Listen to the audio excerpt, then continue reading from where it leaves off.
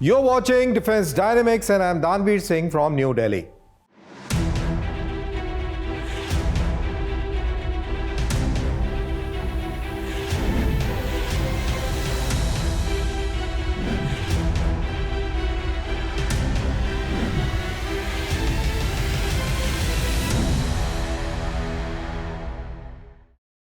In this episode, we will tell you about deterrence at the choke point. I'm talking about India and Singapore's Indo-Pacific Shield. Next in line is the GST 2.0, why it's about turning tax reforms into combat readiness. In the arena of power play, it's the Dragon's Parade. A full-on power was at display, but the larger question, what's beneath the camouflage paint? And finally, India's theatre commands, why they are not a choice but a necessity. But before that, major defense global headlines first. Indian and the US soldiers carried out joint live drills at Fort Wainwright in Alaska as part of 21st edition of India-US Joint Military Exercise Yuddh Abhyas of 2025. As part of this exercise, a total of 450 soldiers from each side participated in field and command post exercises, reinforcing the growing defense cooperation between India and the United States. Hindustan Aeronautics Limited has completed nearly 100 modifications on Russian-origin Sukhoi Su-30 aircraft. The most significant of them is the integration of BrahMos supersonic cruise missile. HAL says India's transfer of technology rights have enabled it to customize the jet to meet Indian requirements. Ukraine has unveiled a scale model of its new Palanitsia drone missile at the MSPO 2025 Defense Exhibition in Poland. Designed to hit targets up to 650 kilometers away, the cruise missile cruises at 900 kilometers per hour and can carry a warhead of 100 kgs. In Czech Republic, the Ministry of Defense has signed a contract with British manufacturer Supercat for 18 Jackal 3 Extender light armored vehicles. These will equip Czech Special Forces, replacing their aging Land Rovers. The Razor low-cost precision-guided munition LCPGM, under development by BAE Systems, Australia has successfully completed flight trials. The system converts standard unguided bombs into precision air-launched weapons, proving direct strike capability during the recent trials. From quantum computing to unmanned vessels, India and Singapore are pushing their defense ties into the future. During Prime Minister Lawrence Wong's official visit to India, both countries unveiled a roadmap from their comprehensive strategic partnership. At its core, it's technology, choke points, and security across the Indo-Pacific. But at the heart of this pact is one of the world's most strategic waterways, the Malacca Strait. The corridor where 60,000 ships pass each year, carrying one-third of global trade and 80% of China's energy imports. Whoever secures Malacca secures the Indo-Pacific.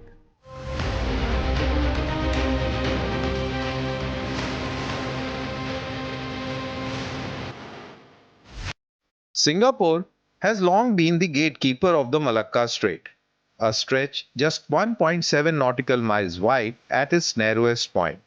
Vulnerable to piracy, terrorism, and blockade scenarios, the strait is both a lifeline and an Achilles heel. Enter unmanned surface vessels and AI-driven surveillance.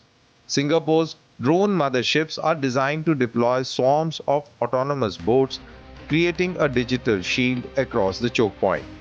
India, a Malacca stakeholder, through its Andaman and Nicobar Command, is keen to integrate with this architecture.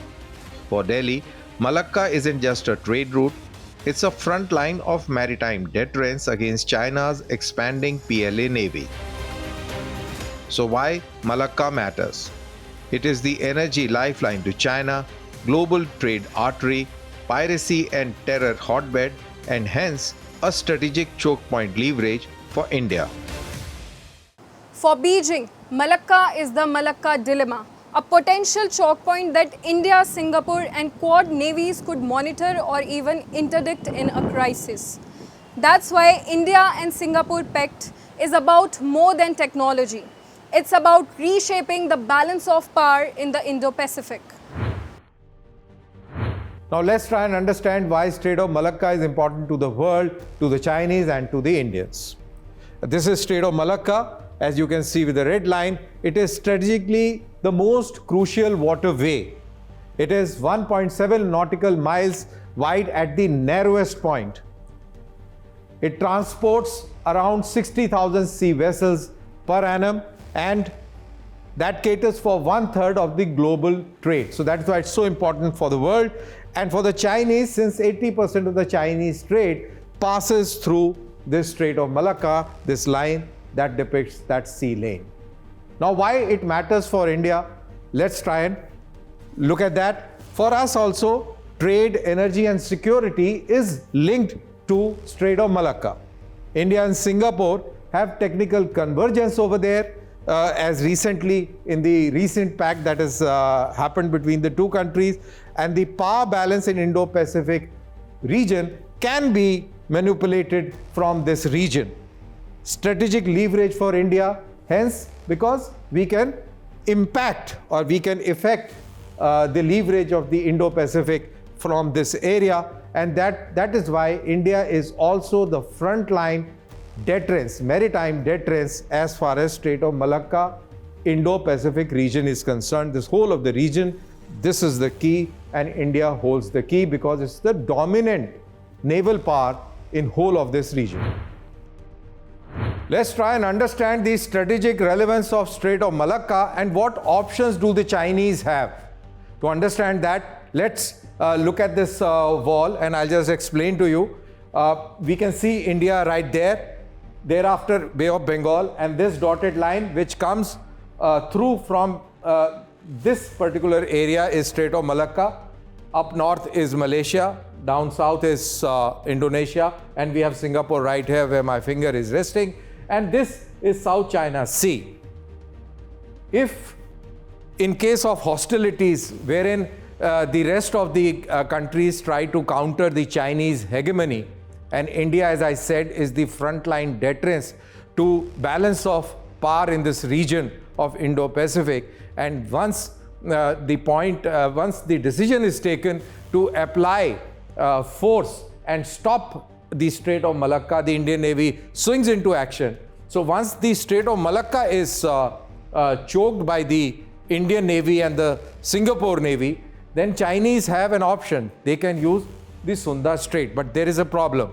If you come along this dotted line through the Sunda Strait and you enter this region, you have Singapore sitting right here, and it can impact, in fact, it will ensure that the Chinese do not cross through the Sunda Strait. So thereafter, the third option that they have is the Lombok Strait. They can use this Lombok Strait, but here also issue is pretty complicated because we have Philippines and Papua New Guinea. They are also not in sync with the Chinese hegemonic design. So they will also put their forces to effect and counter the Chinese. So Chinese are now left with no other option but to use the southern route, that is skirting around the Australian continent into the Pacific and up to their harbors in the east. But as we all know, even the Australia is not aligned to the Chinese. In fact, India, Australia, Japan and United States, they are part of Quad. They are basically there to counter the Chinese hegemonic design. So Australians will also not allow the Chinese to pass through. So basically, in case of hostilities, while Indian Navy can very effectively prevent the Chinese ships moving across from the Strait of Malacca and of course Sunda and the Lombok Strait, that is the capability that exists, the Australian Navy will ensure that they do not bypass this continent into the Pacific Ocean. The bilateral roadmap links quantum computing, AI, and semiconductors with maritime operations. Quantum radars could pierce stealth, AI could predict swarm tactics. Semiconductor resilience ensures the tech backbone survives cyber warfare. Strategically, This tech convergence allows India and Singapore not only to secure Malacca but also project influence deeper into the South China Sea and Bay of Bengal, signaling that Indo-Pacific choke points will not go unguarded. Singapore has acknowledged India's growing role in Malacca Strait patrol. This narrow choke point, just 1.7 nautical miles wide at its thinnest stretch, carries nearly 60,000 ships annually. For China, 80% of imported oil passes through here, creating what strategists call the Malacca dilemma. By strengthening India's presence, New Delhi and Singapore send a message: this artillery will remain secure but also contested if regional peace is threatened.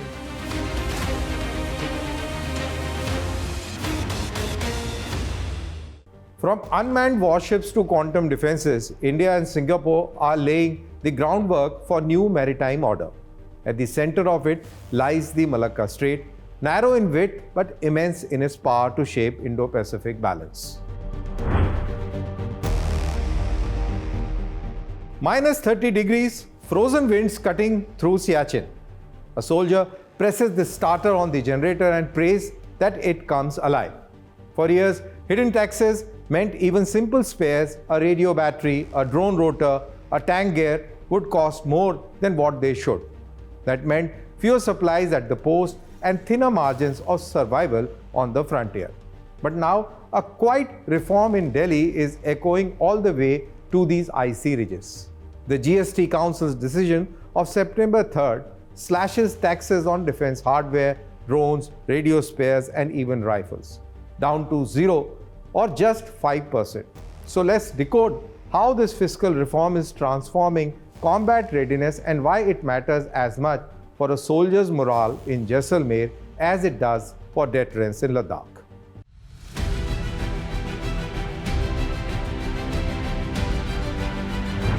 For years, India's armed forces lived with what they quietly called a hidden tax. Nearly 12% of procurement costs went into GST and custom duties. The army chief might demand 200 drones. The budget allowed for only 150. The gap, taxes. That translated into a staggering 7,000 to 8,000 crore lost every year. Enough to equip an entire division, gone before the first spare part reached a forward post. With GST relief, that drain stops. Analysts estimate the forces will save up to 60,000 crores over 5 years and about 15 to 25,000 crores annually, enough to fund a full modernization cycle. So what does this look like at the ground level? Let's take something as simple as drone battery. At high altitude, it's not a gadget, it's survival. A drone battery costs about 80,000 to 1.2 lakh rupees. Under the old GST rules, add another 14,000 to 30,000 rupees. That meant quartermaster hesitated to order reserves. Now with zero GST, forward posts can stockpile freely. A commercial UAV that earlier carried 1.8 lakh in taxes are now just 50,000. Military drones worth crores each save lakhs apiece. Scale that across, 5,000 drones planned for induction by 2030 and the saving exceed 10,000 crore. For a patrol commander in Ladakh, that means UAV coverage instead of blind valley walks. For a junior commissioned officer in Siachen, it means drone batteries aren't rationed like rations themselves. But readiness isn't only about spares and weapons, it's about morale.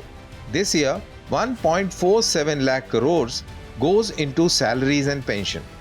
Until now, families in cantonments paid GST on groceries, school fees, medicines, even uniforms.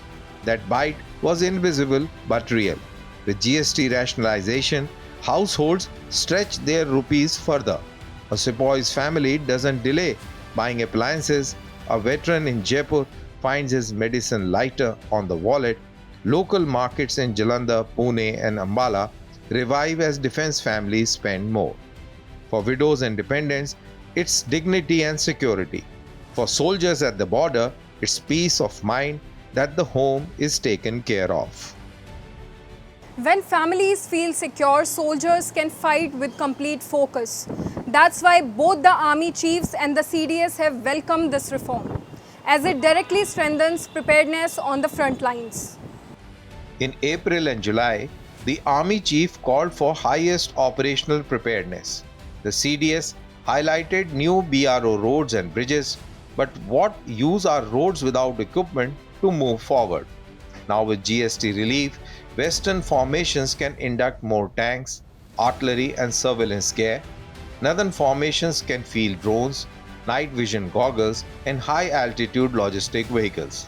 By 2027 readiness matrix, from ammunition reserves to platform uptime, are projected to rise by 15 to 20%, number that translates into real battalions, real deterrence. GST 2.0 will be written in Delhi as a tax reform, but in Siachen, it will be remembered as a readiness reform.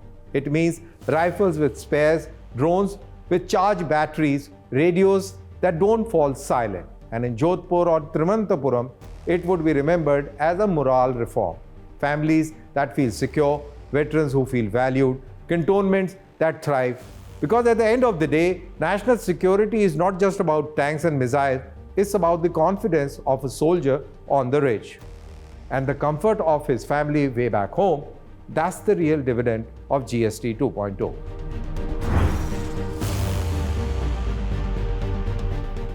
Hypersonic, stealth fighters and nuclear triad. China's latest parade in Beijing wasn't just pomp and ceremony, it was a calculated warning to Taiwan and to the United States. And yes, to India as well. But beneath the glitter of new platform lies an uncomfortable truth. Much of this arsenal is untested in real combat. So what exactly does China showcase? Let's break down the hardware and why credibility remains the parade's missing piece.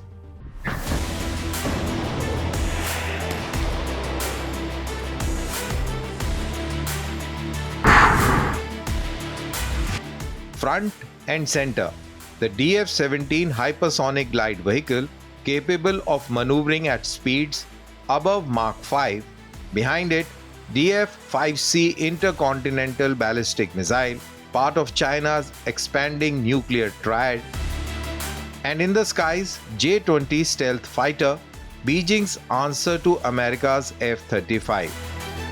And stealth drones and AI-enabled armored platforms, and the parade looked like a glimpse into future of warfare. The message was not subtle. To Taiwan, Beijing's patience is finite. To Washington, Chinese missiles can threaten carriers and bases across Pacific. To India, the PLA is preparing for long-range precision strike and deterrence beyond the Himalayas.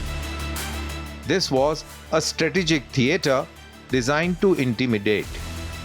But here's the gap. Capability on paper does not equal the performance in war. Chinese systems have not been tested in high-intensity combat. During Operation Sindoor, China's much-touted HQ-9 air defense and PL-15 beyond visual range air-to-air missile suffered credibility blows. Missed intercepts, inconsistent tracking, poor reliability against India's integrated air defense network raised hard questions. And that's the paradox. China's defense industry can parade new weapons every year, but without real battle testing, their deterrence rests as much on psychology as on technology. India's response is layered. Long-range Agni 5 missiles and a credible nuclear triad balance China's deterrence. The S-400 and upcoming indigenous air defense system address the hypersonic and stealth threat. Rafales with Meteor missiles, Astra Mark II and Mark III in development, and next-generation electronic warfare platforms ensure the Indian Air Force is not outgunned. Unlike China, India's combat systems have been tested in live operations. Parades can project power, but they cannot prove it. China's hypersonics stealth and nuclear arsenals sending a clear warning. Yet, the real test is in crucible of combat. And that is where Chinese platforms have stumbled while India's have endured. The dragon can march, but whether it can fight remains an unanswered question. 17 commands, 3 services, each working hard but often in silos. As China and Pakistan coordinate to pressurize India, can India afford business as usual? The Chief of Defence Staff calls theatre commands the next orbit of jointness.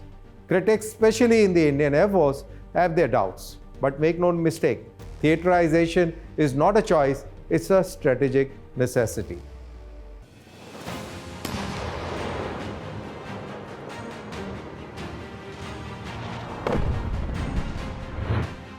China dismantled 7 military regions in 2015, creating 5 joint theatre commands. The Western Theatre Command integrates ground, air, and rocket forces across the Himalayas. By contrast, India still operates 17 single service commands, a design from an era when wars were linear. Today, wars being with cyber attacks, drones, and electronic jamming, fighting in silos is simply untenable. History offers sharp reminders from Kargil to Operation Sindhu. Delays in coordination have cost us before. The Kargil Review Committee report, the group of ministers, the Naresh Chandra task force, and the latest being the Shaketkar committee. All of them have recommended jointness. 2 decades on, we are still debating. The Air Force argues its 29 squadrons are too scarce to divide. But theaterization does not split assets. It pools them nationally for dynamic use. The metaphor of a sword broken into 3 misleading. A sword can strike only one point at a time. In fact, scarcity makes integration even more urgent. Air power is indispensable, but as Kargil, Ukraine, and even Israel show, wars are won on the ground. Air power shapes the battle, land and maritime power decides it.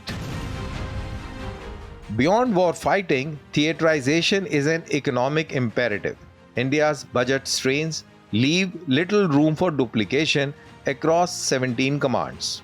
Rationalization frees resources for modernization, drones, AI, hypersonics, and cyber. The Inter-Services Organizations Act 2023 already provides the legal framework. What's missing is the will. 3 theatres, Northern, Western, Maritime. Service chiefs who raise, train and sustain. Theatre commanders apply force. So that is the future, which China did it in 2 years. India has been debating it for past 2 decades now. The delay is not caution, it's a drift. The year of 2025 has been declared the year of reforms.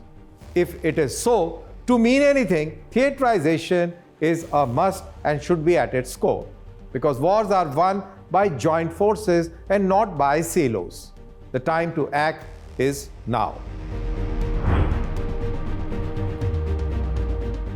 Here is my take on theaterization and tactical battle space in the drone era. The larger question, why surface commanders must control the skies? Well, modern battlefields stretch 80 kilometers deep and are 10,000 feet high above the battle area. They are crowded with rockets, drones, loitering munitions, and manpads. In this contested airspace, waiting for centralized air clearance can be very fatal. Surface commanders must control the skies directly above their battle space, integrating fire support, drones, and air defense in the real time. This does not diminish the Air Force. Its strength lies in counter-air, deep strikes, and strategic targeting. But the tactical level responses matter more than the centralization. Scarcity demands integration, not separation. In the drone era, unity of command is survival, and surface commanders must hold that authority. With this, we come to the end of this episode of Defense Dynamics. Thank you for joining us, and do post your comment with #DD with Danvi. See you next week decoding complex defense stories Till then, goodbye and take care.